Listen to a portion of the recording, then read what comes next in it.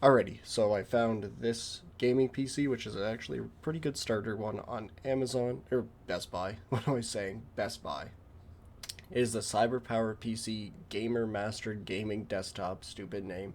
It has an AMD Ryzen 3 3100, that is a 4 core 8 thread, so it is good for streaming, 8 gigabytes of RAM, which I would upgrade to 16, and AMD Radeon RX 570, and it's a 4 gigabyte, which is a pretty decent card. It runs most games at 60 frames at high settings, and games like Fortnite on low settings at like 120 with this CPU, no overclocking, because you can't with this motherboard. It'd probably be about 120, maybe 140 area.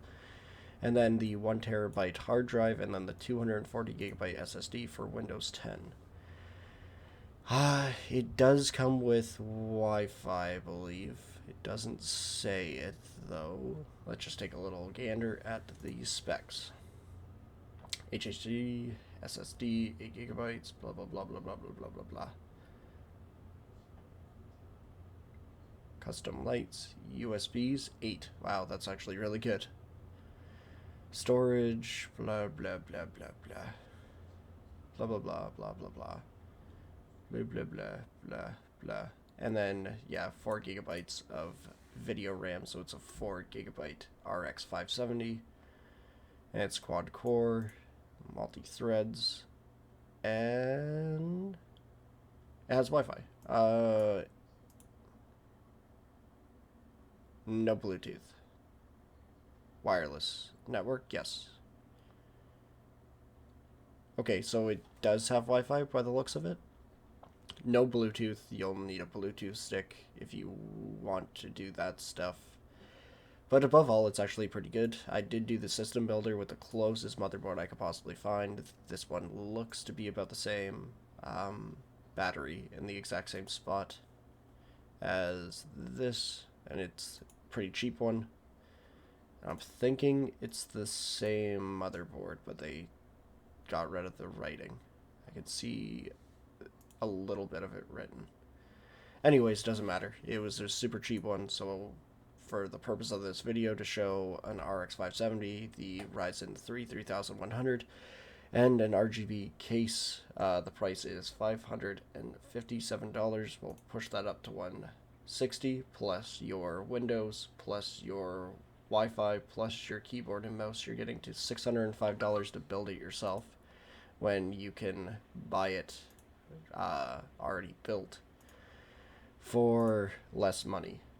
So I would deem this as actually a pretty good deal. $600 for all this, and it's already built for you. For anyone not comfortable building, it's actually pretty good. I don't really see any negatives. The motherboard isn't the greatest, but it shouldn't hold you back too much. 16 gigabytes is all you need. And the case actually has good airflow from all these little dots. So I can't complain about that. Even has spots to put fans up top, or even switch out to a liquid cooler if you ever feel like it's necessary. For a non-overclocked motherboard, I probably wouldn't. I'd probably just buy 2 generic RGB fans and just toss them up there to pull more air out. And Bob's your uncle. And it has really cool RGB lights. I like that strip. And this I don't know how to put this. Okay. So the i3 9100F is a great CPU for gaming, but it only has 4 threads, meaning it can't really stream with OBS. This one has 8 threads, and above all, will give you better performance when you're multitasking. If you're just strictly gaming, the Intel wins, but for everything else and gaming, the AMD takes the cake. And then versus the other PC I just compared for around the same price point, the GTX 1650 versus the RX 570 4 gigabyte. Fortnite gets better FPS on Nvidia because it's favored, but every other game you're gonna have a better time with an RX 570. Not saying it does bad at Fortnite. On high settings you'll get 60, on low settings 120 to 140 area, so getting a 75 hertz monitor would be very beneficial. This is the one that I found. This one here, it's on sale for $119 for a 27-inch IPS LED FreeSync monitor at 75 Frames per second right here, 75 hertz, so that means it does a refresh of your screen 75 times rather than the standard 60 an Xbox One does.